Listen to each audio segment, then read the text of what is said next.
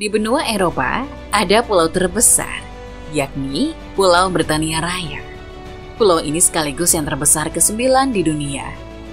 Di Pulau Britania Raya inilah terdapat 3 negara, yakni Inggris, Wales, dan Skotlandia.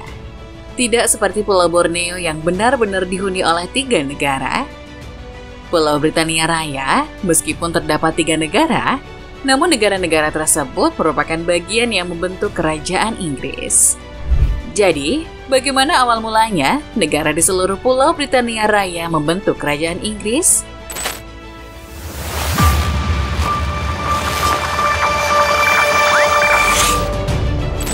Pulau Britania Raya memiliki luas sekitar 209.331 km persegi.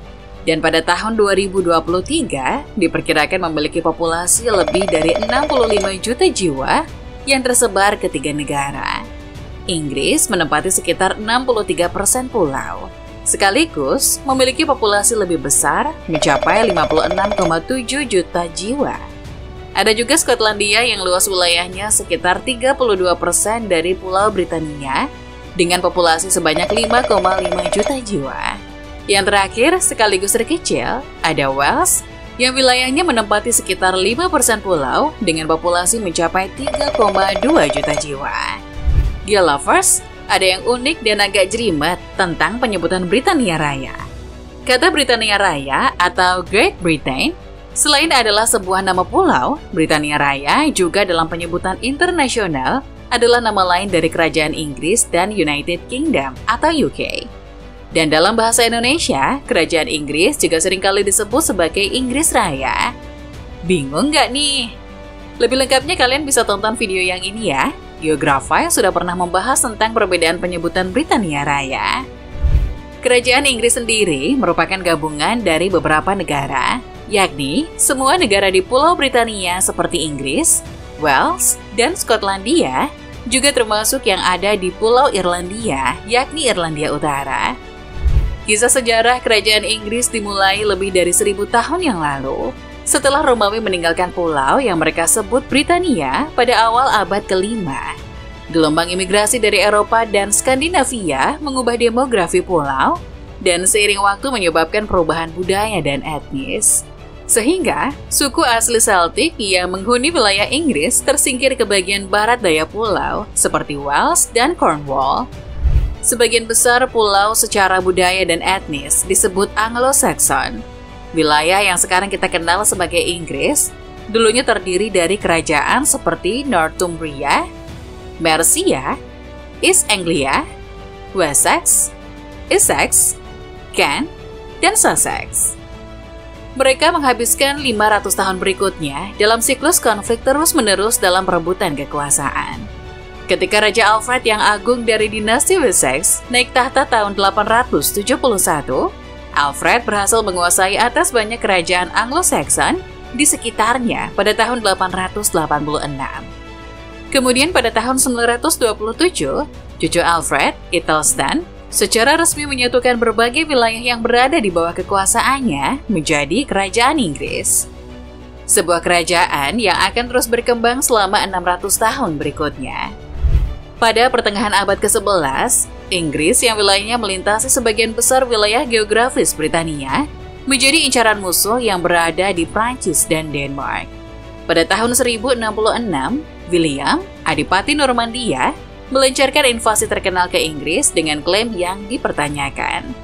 Serangan tersebut diklaim untuk menggantikan raja dari bangsa Anglo-Saxon saat itu, Edward, yang tidak memiliki anak sebagai pewaris tahta.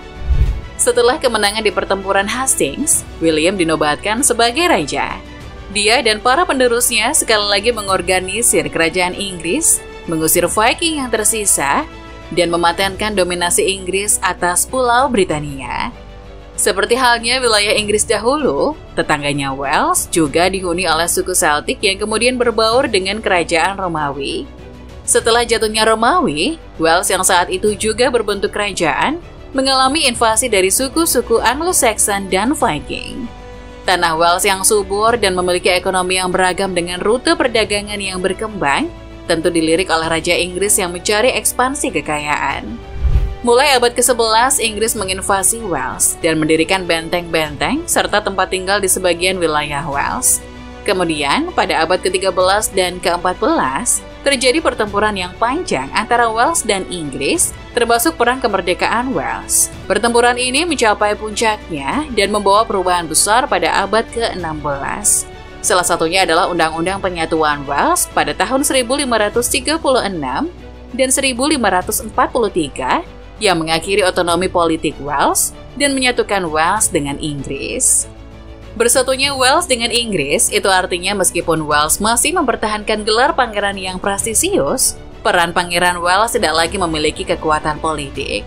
Gelar tersebut hanya bersifat seremonial, karena gelar kepangeranan diberikan kepada pewaris tata Inggris atas permintaan Raja Inggris.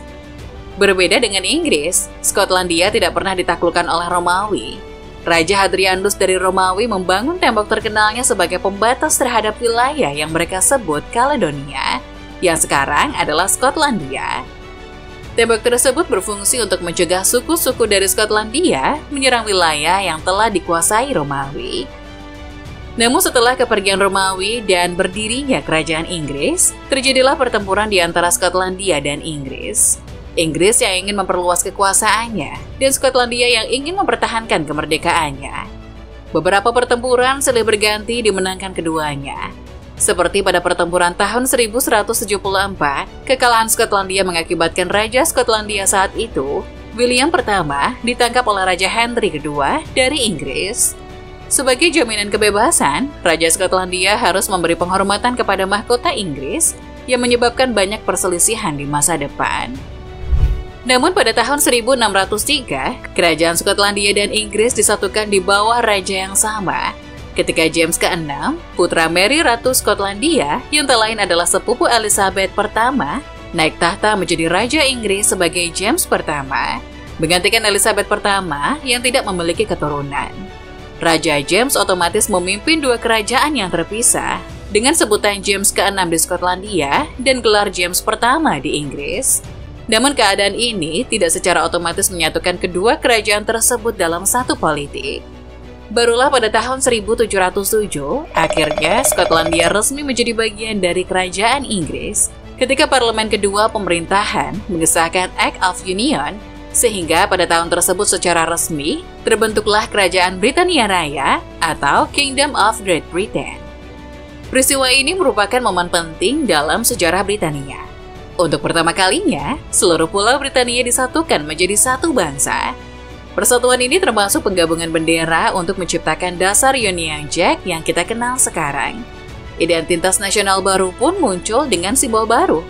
Selama 100 tahun berikutnya, kerajaan ini tumbuh semakin kaya dan kuat, hingga keluar pulau mencapai Irlandia. Pada tahun 1801, Kerajaan Britania Raya menggabungkan Irlandia ke dalam kerajaan dan berganti nama menjadi Persatuan Kerajaan Britania Raya dan Irlandia atau United Kingdom of Great Britain and Ireland. Namun, pada tahun 1922, Irlandia Selatan keluar dari kerajaan dan menyisakan Irlandia Utara. Nama pun berubah menjadi United Kingdom of Great Britain and Northern Ireland seperti yang kita kenal sekarang.